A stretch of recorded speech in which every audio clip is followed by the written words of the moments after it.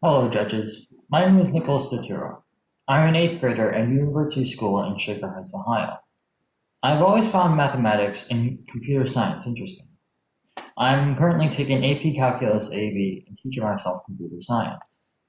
This research project is the comparison of the effectiveness of password policies using statistical analysis. One of the areas of computer science I found interesting is cybersecurity. Because cybersecurity is such a broad topic, I decided to focus on password strength. A password policy is a rule or set of rules that allows the creation of passwords. Because technology and passwords have become much more prevalent in everyday life, so have password policies. I researched password policies specifically because of these reasons, and because I could not find any prior research on the topic. Prior research only included research on password strength, not the policy itself. Beginning the project, there was an assumption that a new or better policy would create improved password strength. But since this was only an assumption, I created this project in order to prove the assumption. With the Python programming language and statistical analysis, I tested whether there was a relationship between password policies and the entropy value. And by using this, we could find the best possible password policy among the multiple chosen common policies. There were 4 policies tested. I chose some popular policies that are still used today, so you may have used some of these policies yourself. As you can see with the policies, they begin simple and grow more complex. For example, Policy 1 is a common policy in which passwords of 8 to 12 characters from a selection of 94 printable characters must include 1 uppercase letter, 1 lowercase letter, 1 number, and 1 special character.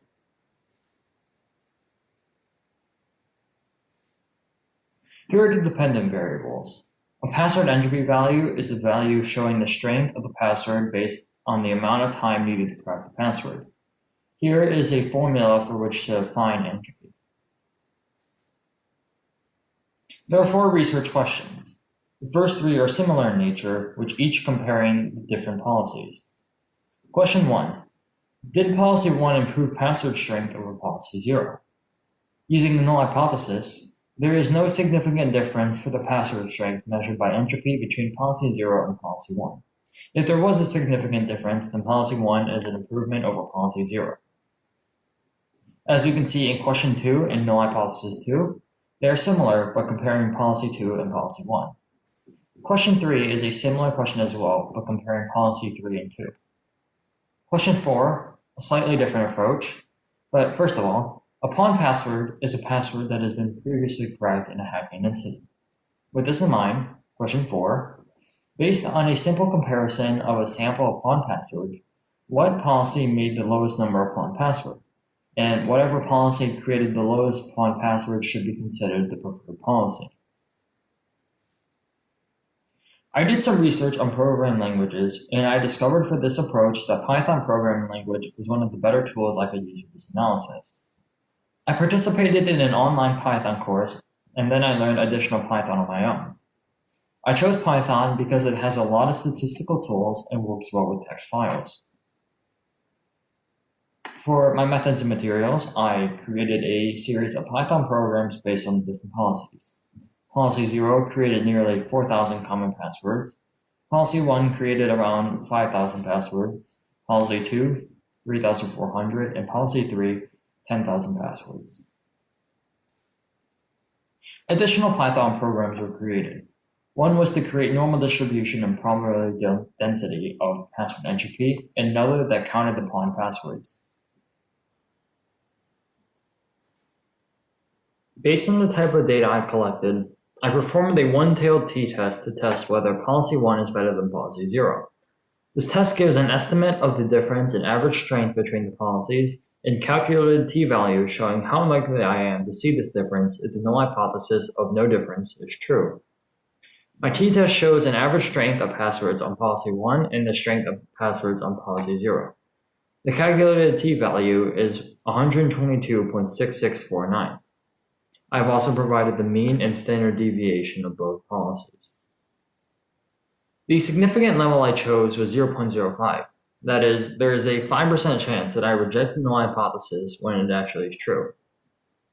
Because the calculated t-value here is greater than the critical t-value of 1.645, we reject the null hypothesis. It can be concluded that we have enough evidence to support the claim that mu1 is greater than mu0. In other words, there is a significant difference between the two policies, and policy 1 is better than policy 0. There are similar results comparing policy 1 and policy 2. We can see policy 2 is graphed in green, and t-stat is 107.4762, greater than 1.645. So we reject the null hypothesis and conclude that the alternative hypothesis is correct.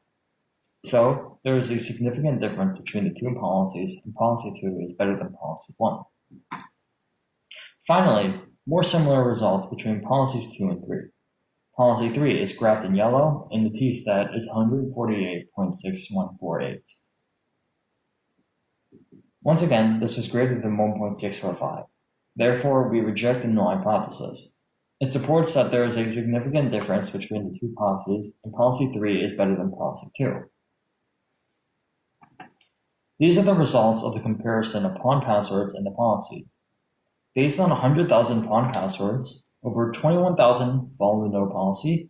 Policy 0 had the most at 78,000. Policy 1 had 22, and both policy 2 and 3 had no pawn passwords, showing that they're both strong policies. It can be concluded by all tests that policy 3, which is passwords between 8 to 64 characters, non-standard characters allowed, a long passphrase of 3 or 4 words strung together, separated by spaces, was the more secure policy. This research relied upon code-generated passwords, and any future research would have human subjects, where we could see how humans would create passwords. But with this, there could be a limitation with the total amount of data collected. This research could benefit future research because it takes away the assumption that one policy is better than the other. I would like to thank Mr. Aaron Norton, University Middle School science teacher, Dr. Nicholas DiTirro, Professor of Information Systems and Computer Science, and Dr. Irene Young, Professor of Mathematics. Thank you.